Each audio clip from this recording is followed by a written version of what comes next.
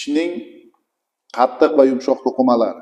Tishning qattiq to'qimalariga emal qavati, enamellum, dentin qavati, dentinium va sement qavati, cementum uchalasi kiradi. Yumshoq to'qimalariga pulpa va demak tishni tish o'rniga mustahkamlab turgan parodont va demak bizda periodont qavatlari kiradi. Endi shularni har birini ko'rib chiqamiz.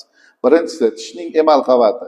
Tishning emal qavati tish tojini qoplab turadi yuqorgi tomondan va tishning emal qavati tishlarimizda tishning turiga qarab kesuvchi tishlarda va o'sha katta oziq tishlarida, ya'ni chaynov yuzalarida uni qalinligi farq qiladi. Chunki kesuvchi tishlarimizda kesuvchi demak do'mboq tepalik qismini ko'rishimiz mumkinki qalinroq joylashgan bo'ladi. Chaynov tishlarimizda esa aynan chaynov yuzalarida, okklyuzion yuzasida demak qalinroq bo'lar ekan.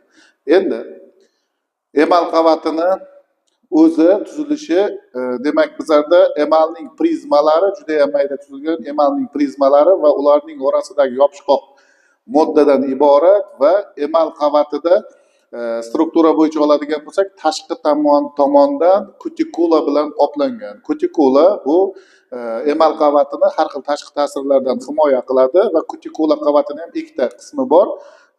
Demak bizlarda uning yuzaki va chuqur qismi tafovut qilinadi. Chuqur qismi demak bizda glikoproteindan iborat hisoblanadi va tashqi tomonda o'rab turgan ikkinchi yuzaki demak kutikula qavati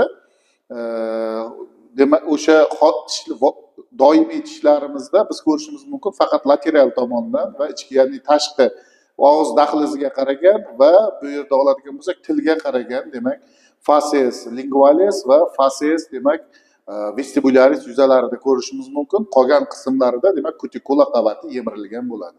Endi kutikula qavatini ustki tomonidan pelikula qavati o'rab olgan. Pelikula yupqa, shilimshiq parda bo'lib, bu biz tishimizni tozalagan vaqtimizda yoki ovqat iste'mol qilgan vaqtimizda o'sha chaynagandan keyin demak o'sha tashqi tomondagi pelikula qavati yo'qolib ketadi va biroz vaqtdan so'ng demak o'sha so'lak tarkibidagi moddalarning hisobiga yana pelikula qavati hosil bo'ladi va tishimizni emal qavati tashqi tomondan o'rab oladi va bu tishimizda har xil ta'sirlardan himoya qiladi. Endi emal qavatida yana bizlar ko'rishimiz mumkin bo'lgan narsa chiziqlar mavjud, ya'ni radial nursimon joylashgan chiziqlar bor.